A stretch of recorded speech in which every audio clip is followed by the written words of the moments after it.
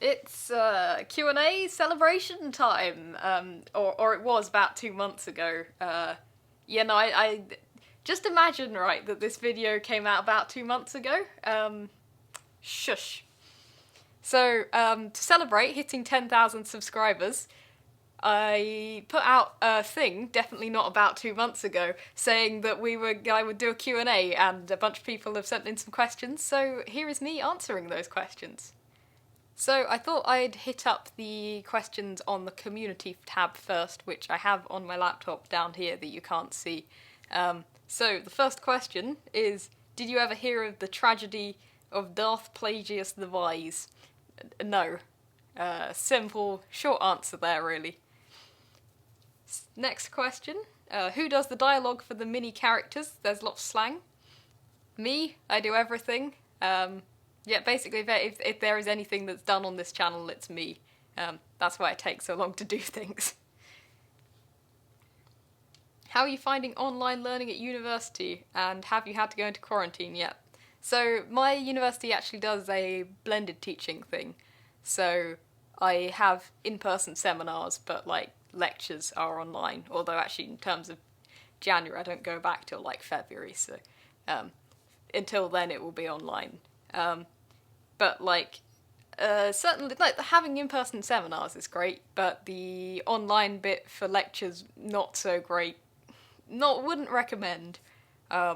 It's just a bit kind of impersonal, and not very good for motivating you. And yes, I have had to go into quarantine. I have 10 people in my flat, and we had 6 of them had the virus, so...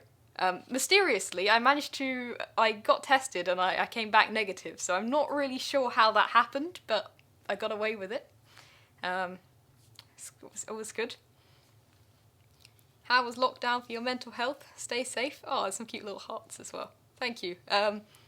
Lockdown certainly wasn't the best, but I was in a good situation. It wasn't terrible. It wasn't fun. I'm not going to recommend, lockdown and be like, yes, have a lockdown. But it could have been worse. What are your thoughts on Patreon? It's still weird to me to tip strangers. I find myself liking more channels more when they're small and publish videos as a hobby and not as a business. Well, I have one, so I guess that kind of says that you should go check it out, by the way. Is it in this corner? Yeah, it would be in this corner, I think. In this corner, there'll be a nice little link. There's one in the description as well. I like Patreon because it allows you to kind of create free content without having to kind of put stuff behind a paywall, but also keep it financially viable, so I can afford, to have the time to do that kind of thing, because it gets to a point where it takes up enough of your time that it's not financially viable to not earn at least some kind of money from it. And B, to be able to get money to afford new equipment and things like that, so that you can up the quality of the videos, so that you can watch things that look nice, which is just always a nice bonus, and your ears aren't kind of hurting from awful quality microphones and things like that. So I like Patreon, but no, if you can't afford to become my Patreon, that's fine. My content's still here. So the next question is on how do you improve your source work? So I'm trying to think of a kind of a good enough answer off the top of my head, and it's actually been a while since I've done my GCSEs now. 3 years? So that stuff's not kind of floating around my head in the same way. But one thing I would recommend is there is a YouTube channel called History Skills who makes, it kind of says it on the tin, content about history skills, and he has a couple of videos on source work and things like that, and they're really good. I would recommend you have a look at those. I am planning to do a video at some point in the future to cover all of the questions, but I will be doing at some point one on the source question. So I'll probably know a bit more about that at the time of making the video, because my knowledge of a video goes up as I learn about it, and then after a while I just kind of forget what I have actually said in the video. Oh no, my laptop screen's gone black. There we go. What's it like to have a small town following you on the internet? Terrifying? It's fun, but at the same time, it's also like the power. It's weird the kind of influence I have over people. And it's like I'm just another person, you know. It's strange, but it's fun. It's a lot of responsibility because I want to make sure that I'm not doing anything irresponsible, you know. So next question. Are you thinking of doing anything else besides history? Also, love your history videos. Oh, thank you. I don't know. What do you mean? What do you mean else besides history? Like I do other things in my spare time. Like I don't kind of breathe history 24/7, just kind of 23/7. I play a lot of music in my spare time and things like that. But like degree wise, I am doing a history degree, so educationally it's just history. But actually, I do take a German language module, so you know German. Speak German in Liechtenstein. I appreciate this lovely flag. It's to cover up the reflection in the TV. Shh. What new things are you learning at uni? Oh, there's some fun things. So, how to write essays, that's always a good one. How just kind of sources research generally works, history books, how history works on an academic level. All very interesting kind of secret insider knowledge. And also topics-wise, I'm doing some stuff on, so that's that kind of general stuff, and then I'm doing a module on German history, which is very interesting. You can see how that would be up my street. And I'll be doing some more. Well, actually, we're in between semesters now, sort of. So, like, next semester I'll be doing some 20th century history. And then the previous one we did this module on basically just all of European history, right from the ancient world to kind of present day, which I need to catch up on. Whoops. What other channels inspired you to start making videos? Oh, so I've been making YouTube videos for a long time because I kind of grew up with YouTube, young enough to be part of that generation. So like, you know, when I did have a Minecraft channel at one stage, but it doesn't exist anymore, so don't go looking for it. It's yeeted from the internet forever. But like it was kind of a combination of, there were some history channels that I quite liked. So like one of the first ones I came across was like Alternate History Hub. And then like around the time I started my channel, I was a massive fan of Step Back History. Still am. His videos are great. You should definitely check them out. And channels like that, and then also my kind of brain being like, I need to revise for my GCSEs, so that's kind of like that. Just trying to think. Oh, History with Hilbert was one of the first history channels that I came across. Good channel as well. Have any of your long-term goals you had prior to entering uni changed since? What were my long-term goals prior? I need to think of a long-term goal that I had prior to starting uni.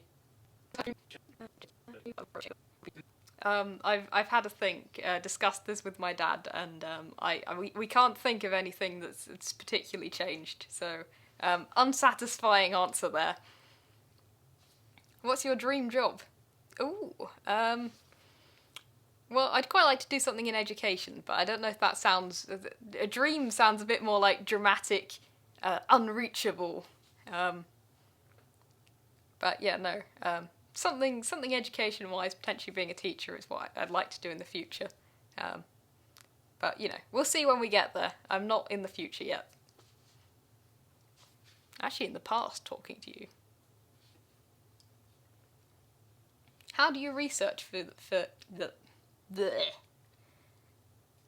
How do you do your research for videos? Well, anything that's based on GCSE history, that's very easy because I open up the textbook.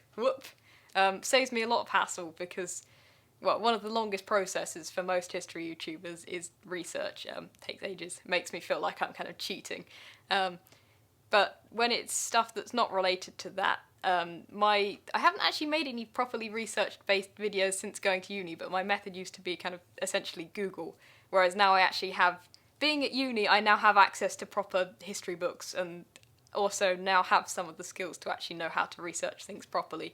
So it would generally be a kind of process of look at some kind of general thing, like someone else's YouTube video, or like Wikipedia or something, to get a kind of general overview of the topic, and then kind of searching key terms in the university library and things like that, so you can get up sources and actually like reputable sources, and find out what do you want to say. If you can, I would like to hear a brief explanation about the university exam system of the UK. Where I'm from, Turkey, we have 2 standardised exams in a weekend every year, and everyone attending takes it at the same time. Depending on the field you wish to study, you have to answer various subjects, a combination of social science, maths, literature, and natural sciences. Do you do something similar? So in the UK, like, in terms of field of study, people will either take a single honours course like mine, so I just study history, or you do get quite a reasonable number of people who take dual honours, so they'll do 2 subjects, but you don't really ever do anything more than 2 subjects. So, like, as a history student, it will always be questions on history. Exam-wise, it's up to the university there's like a kind of accreditation body that sets, like, what's okay to pass as an accredited degree. But it's up to the university to, like, properly set how much is exams, how much is coursework. So, like, this last semester I took a bunch of different modules, so, like, kind of different classes, I guess is how you'd put it, relating to different aspects related to history. And then I have one of them was completely coursework assessed, and then there was also, like, I have well, it would normally be an in-person exam, but with the whole pandemic thing, it's an online exam that I have to take, which counts for half of my mark for one of the modules. So, we are done with the community tab. Now, on to Twitter. The first question comes from Mythology Guy, who won't be called Mythology Guy that much longer, so I don't really know what you want me to call you. Myth, that'll do. He's keeping the myth bit. I know that, insider knowledge. Congrats on 10k. Are there any questions you want asked but haven't been asked yet? That is a good question. A bit of a meta question. Can't think of any. I don't think so. I think I'm content with what's been asked so far. Oh, Embrace Historia asks, favourite type of cheese? That's a tough and a very divisive question.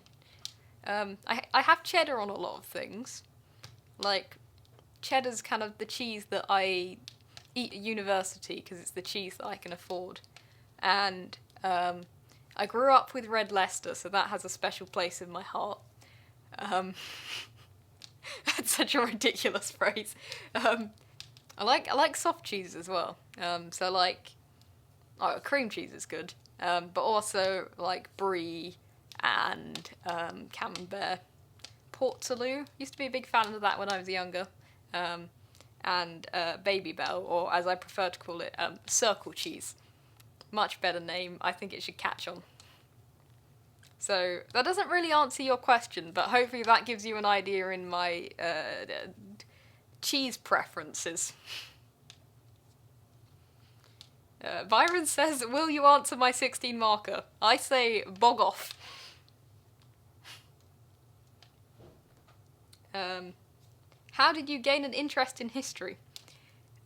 I'll be honest, I'm not entirely sure. Like, I certainly, as a little kid, I thought knights and castles and that kind of stuff was really cool. I was really young. I used to think that the ancient Greeks, they were like my favourite bit of history because they had cool helmets, which, you know, real justification. But, yeah, I don't know, I've always kind of been interested in that side. It was only, like, kind of year 9-ish when I was like, oh, wait, thinking that knights and castles are fun is basically the same as being interested in history. Like, the 2 and 2 hadn't been put together in my brain before that. Even though as a tiny child I was like, not that tiny actually. Well, still tiny because I am tiny anyway. Like, I had a phase where I was younger where I just wouldn't read any fiction books, and I would only read non-fiction books, and they'd always be about, like, ancient Greece and Rome. like little ones designed for kids with like big pictures and stuff. So yeah, I'm not entirely sure what made me interested in history, but I have always had an interest in history, if that makes sense. If you can sit at a table with a historical figure and have a conversation, who would it be? And congrats on the 10k. Thanks for the congrats. Oh, I'm gonna go for the obvious choice, at least for me, Earl Godwin. I would like to know. I'd like to have a conversation with Earl Godwin. He seems like an interesting guy.